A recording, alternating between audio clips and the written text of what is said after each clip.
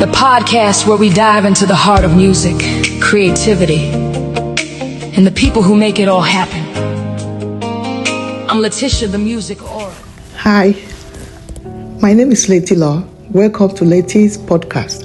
This podcast will be dealing with different kind of things in general, things that to open our eyes to how, to more knowledge about things in general, So today we'll be talking about elevator etiquette, elevator mannerism. I don't know if there's a thing like that, but that's what I will call it.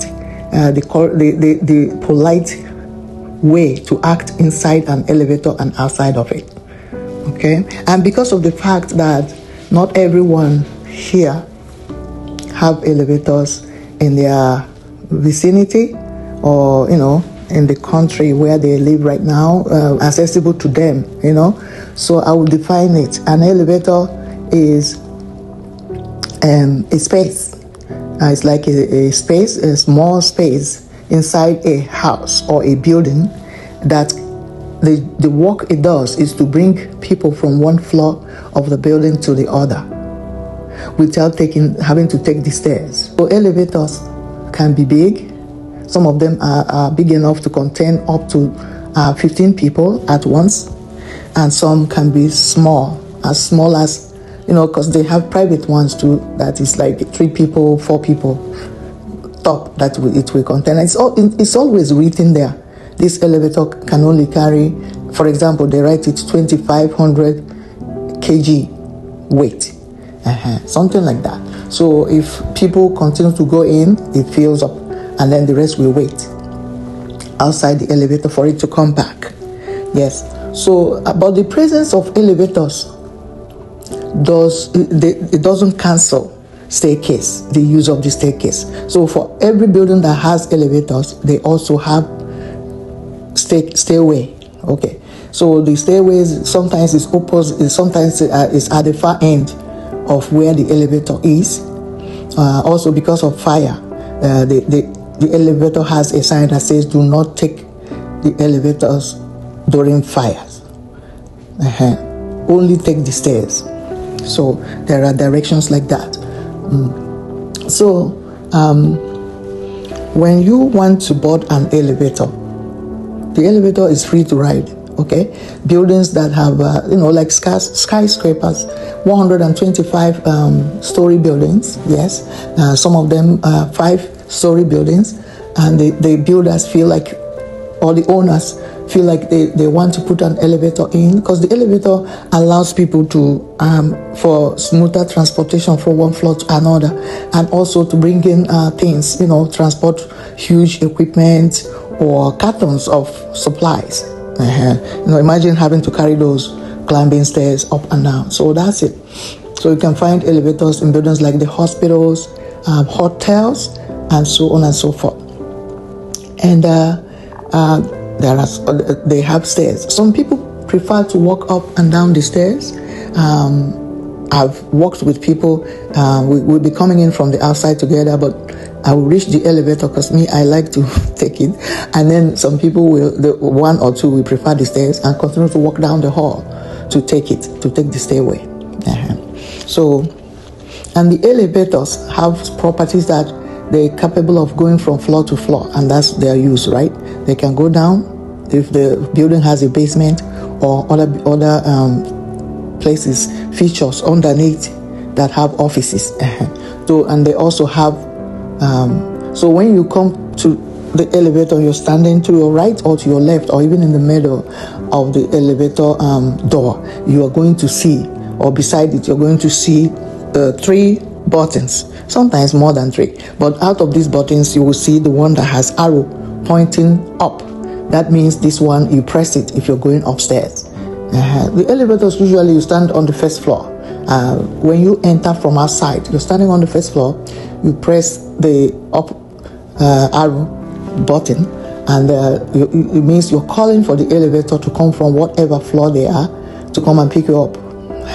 If you're going downstairs, you press the down arrow, the arrow that pointed down. And in some of the elevators, they write it out, up, down. Some they even put it in braille, so that even if somebody is blind, they can put their fingers and see the arrows, feel the arrows also. So there are different kinds of elevators. We have, I'm telling you, I've seen elevators that are transparent, yes, inside a building. So when you enter it, you'll be seeing the offices. As it goes up, the offices will be going in scrolls like this in front of you. And some, like me, it's scary for me the first time I rode it. And then some elevators I've rode that one too. In the hospital, I don't know, they made the building mostly with glass. And then you're in the elevator, you're seeing the outside. You're seeing people in the parking lot, cars on the roads. So that one is a little bit scary too. So these are different kinds of elevators. I've seen elevators that are so old, they've been there almost 300 years, and you can tell. They're very rustic, meaning they look like something that can be found inside the forest, or something, but they still walk. They still bring you to where you're going, upstairs or downstairs. And but this kind that I'm describing now, the older version, they usually don't, it's 2 or 3 people, most 4 people that can enter those ones. And there is also what is called escalators. So these are different a little bit from elevators, and I will also put a picture of an escalator here if possible. So an escalator, it does the same thing. It goes up, but it's not, while the elevators are vertical in motion, and one elevator can bring you up and then bring you down. That is not so with escalators. One escalator, you can find them in shopping malls, big shopping malls, okay? And they have steps. That is, you step into it, not like the elevator, no stairs, they carry you. This one, they have staircases, the escalator. So you step into the staircase and you can continue to walk up the staircase while the escalator is carrying you too. Then you reach where you're going faster. But you can decide to stand in one spot, just hold the railing with your hand and it will carry you. Now, when you see an escalator, there's always a staircase by the side of it, so that you can use, either the escalator or the staircase. Because getting onto the escalator for the first time or getting out of it can be a little tricky. So some people prefer to climb the stairs anyway, by the side of it. And then you see the escalator that is bringing people down, just beside or opposite of this one that is taking people up. Yes, so that is that. And in some airports right now, airports, where the people board the planes. In some international airports or private ones, you can see escalators that they're not climbing up and they're not climbing down. They're going in parallel. Yes. So you enter it with your luggages, because now it's going to make it easier for you to carry them. To go the distance, yes. So you carry your luggage, you take your luggages, put them there, and you stand beside your luggage and hold the railing, and it will just be going on the floor, straight, parallel to the ground, inside the airport, to bring you from one point to the other, there. So that's what happens. That one, you don't climb, you don't see staircases, but, it's like you're walking on some iron, some ground level. So that is it. It makes for faster transportation, because some people get onto it and they start walking fast too. So they get to where they're going faster. They don't miss their plane or anything like that. So with that said, please, we're going on a 1 minute break, just 1 minute break. So, and with that time, we listen to a song by Lady Law. And then we come back and we talk about what people feel that is rude to do inside an elevator or around it. Thank you. See you later. Prayer is the master key. Prayer is the master key. Prayer is the key. Prayer is the key. Prayer is the key. Prayer is the key. Prayer is the key. Say prayer. Hi, welcome back. Yes, Welcome back to Letty's podcast. Again, this is Letty Law, and we are talking about elevator mannerism, elevator etiquette, how not to act, things not to do inside and outside the elevator, so you will not to appear to be rude. So, we have defined elevator, we have talked about the uses and different kinds of elevator, and now we're going to talk about the mannerisms. So I was saying that if, let's say you walk into a building and you don't need to go to the second floor or to the basement or any other floor except the first floor where you walked in from, right? So then all you need to do is you ignore the elevator and go straight to the office or to your room that you want to go. But if you want to go to another floor and you don't want to take the stairways, then that's when you go to the front of the elevator and press the button at the side of it, to the right hand side, in the middle, or to the left hand side of the elevator, as you're looking at, standing facing the elevator. Okay, so when you press it, let's say you're going upstairs to the 6th floor, when you press the up arrow, then you wait. So the elevator coming to you may be carrying other people. See, they may have pressed to go down to the basement or go to your floor, the floor on which you're standing, the first floor, because they probably, some of them are leaving or some of them have other businesses to conduct there. So after you press the button, like the button, when you press it is, I can say that you called for the elevator. So after this, you stand to the side of the elevator, to the right hand side or the left hand side. Do not stand in the middle. Do not stand in the middle facing the door of the elevator. Why? Because when the elevator comes and the doors open, people, if there are people already there that want to come out, they will need to come out first before you can enter.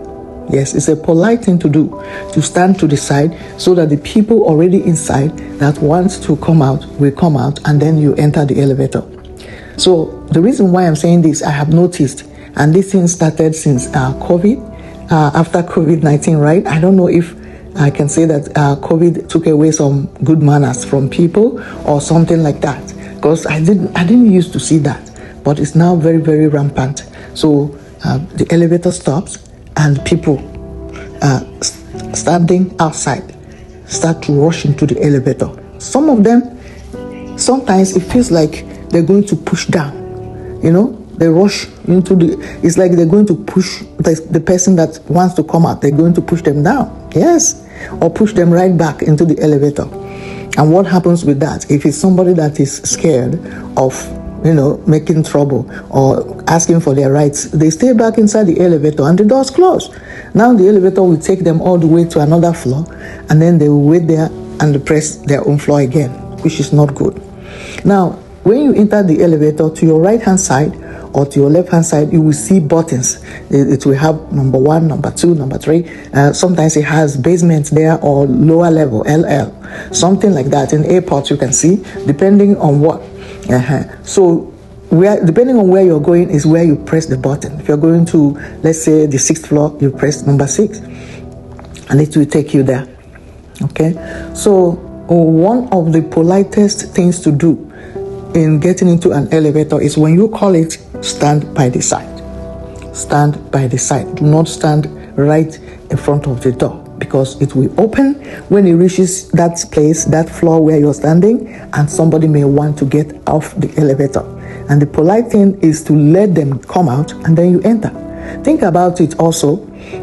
If the elevator is already filled, okay, like almost full, and then it stops and you don't allow somebody to come out if they want to come out, and then you enter, it may not even there may not be even a space for you to enter it because it's full.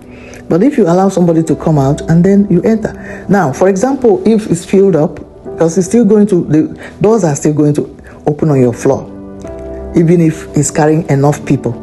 Let's say that everybody was going to the basement, right? Because after the first floor is the basement. So they come to your floor, the elevator doors open and it's full. but it still opens because it doesn't know if anybody wants to come out. And then nobody came out. You don't enter that elevator because it's full already, because there's no place for you to stand. The elevators, by the way, don't have seats. People stand up because it's a matter of maybe a minute or two, or even some seconds. It will reach some floors where somebody is going. So no need to sit. That's a polite thing to do. Okay? If you're outside of the elevator, to wait for them to come out first. Who wants to get out from the elevator before you enter? That is an orderly way for this to happen. So there will be no ruckus or fighting or anything like that. Now, the other thing that people do in elevators that I want to address is inside and around it, the elevator.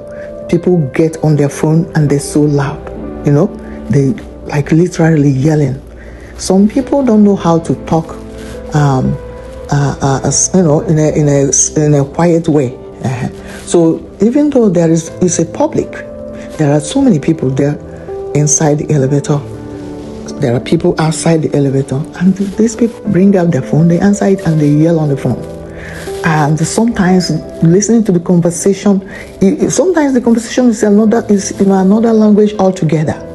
So everybody's like, oh my goodness, it's painful to the ears. Sometimes it is still in English language or a general language that everybody understands, and then what they are saying in the phone will be alarming. They'll be talking about people, yes, like gossip, and they'll be sharing some information about themselves that nobody else should be listening to, should be hearing it. But they're saying it boldly. They think they have arrived. They think they're better than everybody else inside the elevator or outside it. And the question is, how are you going to feel if everybody in that elevator brought out their phone and started yelling? I'm telling you the truth, because personally, I was dealing with this for so long. And the only really reason why I did not, because some people, you can tell that, this one, if you approach them and correct them, they will get it. Even rushing into the elevator, and then it's my stop. I need to calm down. I need to come out, and they rush me back, And then if I look at the person and they look like this one is just ignorance, nobody has told them, then I will later on, if it's in the hospital I work, and I see that they're by themselves, I can call them and explain to them that no, this is not how it's done. There's an order to this, and they will take correction. Even the talking on the phone inside the elevator or in a general public place, that one it did not start with COVID. This particular problem started with the availability when cell phones became something that we can purchase and own as individuals, right? That's when I started noticing it in public places. People are yelling like they own the whole building or they own the whole. And there are other people there. No privacy, nothing for themselves, no kind of respect for others, for politeness, for civic, somebody being civil, So one day, there was something I did, because this lady, early in the morning where I used to live, because I used to live in a place where there are so many, everybody was like, oh God, there are many people, all these studios they build, no soundproof. So she will yell in her room the whole night, 12 midnight, she's yelling, she's quarreling with her boyfriend, quarreling with her mom, and so on. And this is somebody that looks like she's already 42, that should know better. And I kept dealing with this. I said, it's okay. One day, because early in the morning, if it's my day off, I try to cook, and organize things in the kitchen, and she will come over there. Believe me, she will come over there to yell on the phone. So, and sometimes I do go to the stairways if I have to minister online, so that there will be no disturbance. Oh, she will come there. Yes, she will leave her room that is at the extreme end and come near me to yell on the phone.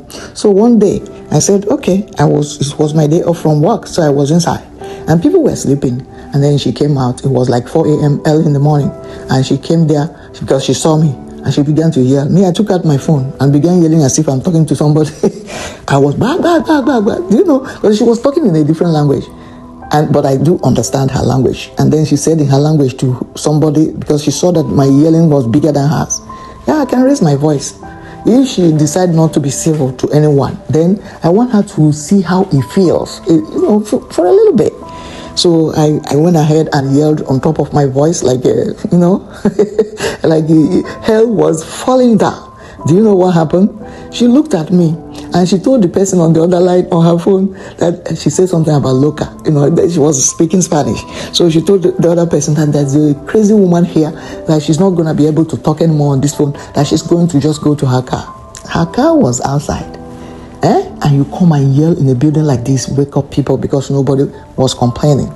Yes. So, by the way, I had to, you know how God is. There are things that when he needs correction, somebody to be corrected, somehow you find yourself in that building. So, because up to now, I don't know how I wound up there. So, that is it. And she took correction.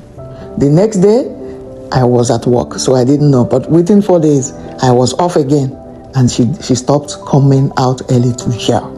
When she see me, she look at me like I have two heads. She, within herself, she thinks I'm the crazy one.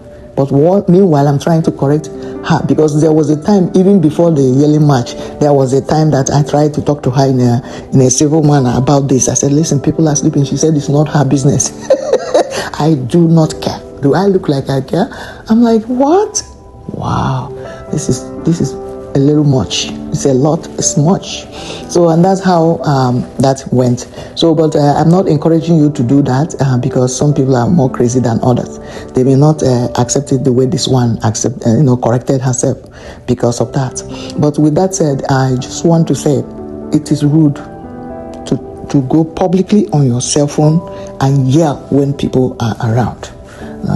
One time it was one girl that was in the hospital, and I was the supervisor, night shift, and this girl was yelling on the phone in the hallway. Patients are trying to sleep, 3 a.m. at night.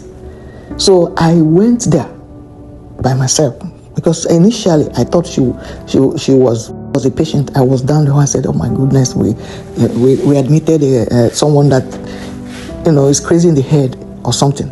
No. As I was going down the hall, it was one of my own staff, believe it. And she saw me coming. She did not stop because she's new. The others, the ones that was orienting her, like was nudging her, like supervisor is coming, supervisor is coming. She pretended she didn't see her. I don't know if she was pretending or she didn't know that there is a hospital, etiquette. Oh my God. So I reached her side. I said, and then when I was going, she started yelling more. She started saying, you this, you that, cursing out on the phone. And then when I went near her, and I said, excuse me. And she put the phone over there, and said, yes, to me. And then began to explain to me. And with that, we come to the end of today's podcast. This is Leti Law, and this is Leti's podcast. Please put your comments, your thoughts into comments, and let us know what you think.